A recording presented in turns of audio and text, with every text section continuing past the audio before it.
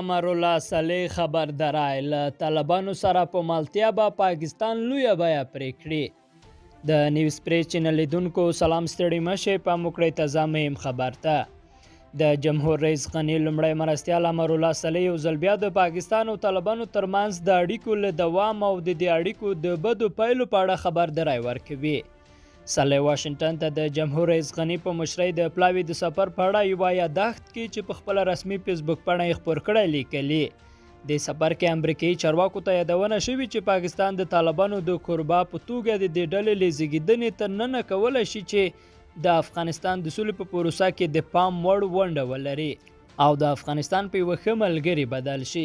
امرالله صالح اسلام آباد د طالبانو کوربه بولي او وایي دا هیواد کولی شي د افغانستان د سولې په پروسه کې د پام وړ مرسته وکړي او د افغانستان په یوه ښه ملګري بدل شي.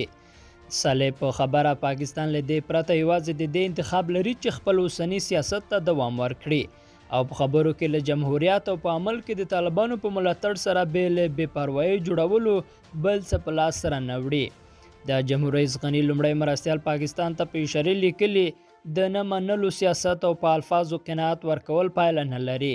طالبان هیڅکله پر افغانستان واکمنېدای نشي او له طالبانو سره په ملتیا به پاکستان لویه بیه پرې کړي. امرالله صالح امریکا ته د افغان پلاوي د سفر یو بل هدف او له امریکایي چارواکو سره د لیدنې یوه موضوع د سولې او جګړې په اړه د طالبانو ستراتیژي یادوي او زیاتوي طالبان د الې او ملاتړ یعنې د مغز په توګه عمل او د پلان جوړولو د دستګاه مدیریت کوي. هغه وایي د طالبانو روان پوځي عملیات کوي چې د طالبانو له فکر ورهاخوا یو منظمه پوځي دستګاه کار کوي او د همغږۍ مسؤلیت ورتر غاړه ده او د دې خبرې د اثبات لپاره مادي او معنوي ثبوتونه وړاندې شوي دي. خو طالب ویان ذبیح الله مجاهد بیا ازادي راډیو سره خبرو کې دا خبره ردوي او وایي پاکستان سره د افغانستان د یوه ګاونډي په توګه اړیکه لري.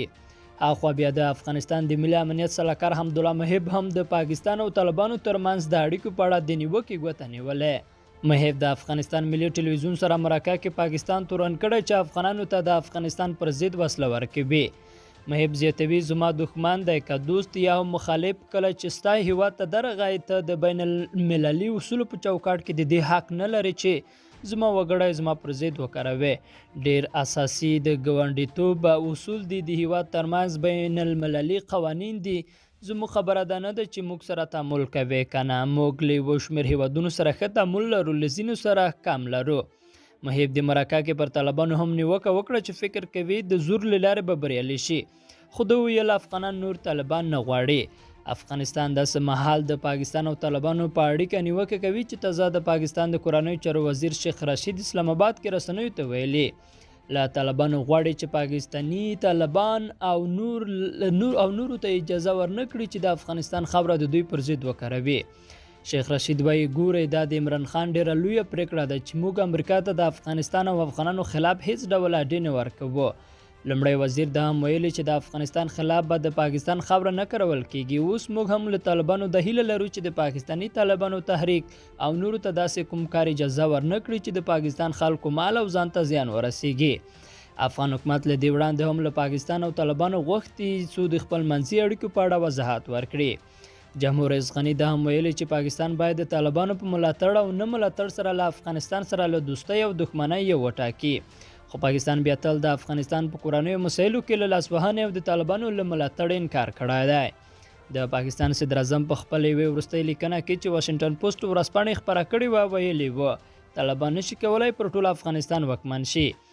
د عمران خان په باور دا ډله باید د بریا لپاره د یوه دولت په چوکاټ کې مدغمه شي. عمران خان د افغانستان د سولې په پروسه کې له امریکا سره د هر ډول همکارۍ ژمنه هم کړې وه خو له افغانستانه یې د بهرنیو عسکرو وتل د جګړې د کمیدو په برخه کې مرستندویه بللې وه. بل لور ته عبدالله وایي له طالبانو سره د سولې خبرو ور باید پرانیستی وي. د افغانستان د ملي مصالحې عالی شورا رئیس عبدالله وایي د افغانستان اکثریت وګړي سوله غواړي او له طالبانو سره د سولې د خبرو ور باید پرته له دې چې د جګړو په ډګر کې څه تیریږي پرانیستی وي او تر هغه به بند نشي چې طالبان هغه نه وي تړلی. عبدالله دغه څرګندونې له رویټرز اژانس سره په وروستۍ مرکه کې کړې او ویلي دي چې د افغانستان اکثریت وګړي یو سوله ییز جوړجاړی غواړي او دې هدف ته د رسیدو یوازینۍ لاره د سولې د پروسې دوام دی. عبدالله زیاتوي موږ دې ته په پام چې د سولې په خبرو کې پرمختګ نه ده شوی یا دا چې د جګړو په ډګر کې څه روان دي خبرو ته نه شو ویلای. دا چې بالاخره وروستی کس په وژل کېږي دا یوه حل لاره نه ده، باید یو سوله ییز حل لاره موجوده وي. عبدالله له طالبانو سره د سولې خبرو پر دوام داسې مهال ټینګار کوي چې د افغانستان له دولت سره د دې ډلې د خبرو د پیلېدو شاوخوا 9 میاشتې تېرېږي، خو تر اوسه پکې د پام وړ پرمختګ نه دی شوی.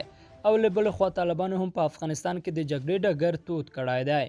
له افغانستان د نړیوالو ځواکونو له وتلو سره په یوه وخت د طالبانو د حملو له زیاتېدو سره یو شمېر چارواکو اندېښنه ښکاره کړې چې ښایي طالبان په څو میاشتو کې واک ته ورسیږي. دا ډول یوه ارزونه د امریکا استخباراتي ادارو هم له افغانستان د ټولو امریکایي ځواکونو له وتلو وروسته کړې چې نتیجه یې تېره اونۍ خپره شوې وه.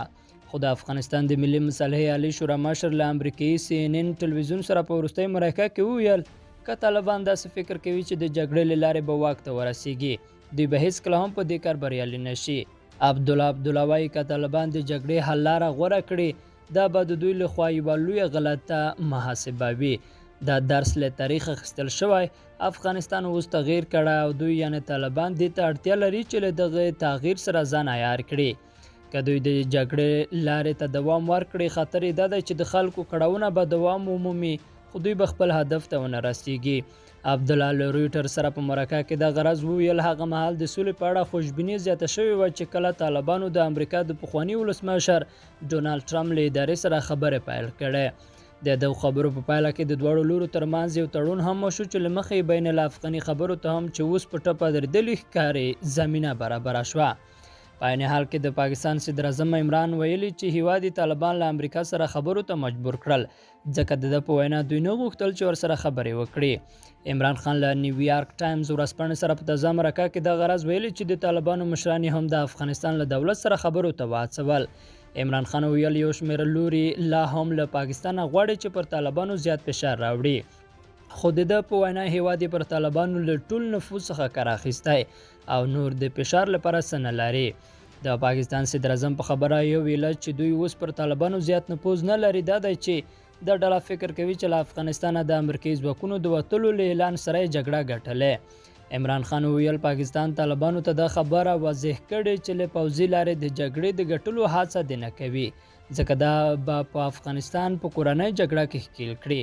د عمران خان په وینا دا د پاکستان په ګټه نه ده او زیاته کړه هیواد د منځنۍ اسیا له هیوادونو سره د سوداګرۍ په برخه کې ډیر قراردادونه کړي چې هغه یوازې د افغانستان له لارې عملي کېدای شي او که په دې هیواد کې کورنۍ جګړه ونه کړي نو به ټول دغه قراردادونه په اوبو لاهو شي. د پاکستان صدر اعظم د روسیو څرګندونو په اړه مو هڅه وکړه چې د افغانستان حکومت نظر هم راواخلو خو د دې راپور تر برابرېدو پورې به په دې کار بریالي نه شو. خو له دې مخکې افغان چارواکو ویلي وو چې اسلام آباد د طالبانو له ملاتړ لاس واخلي. د دوی په وینا د طالبانو مشران په پاکستان کې اوسي او له همغه ځایه د افغانستان جګړه تنظیموي هغه تور چې اسلام آباد تل رد کړی دی. لیدونکو له ملتیا مننه ښې چارې.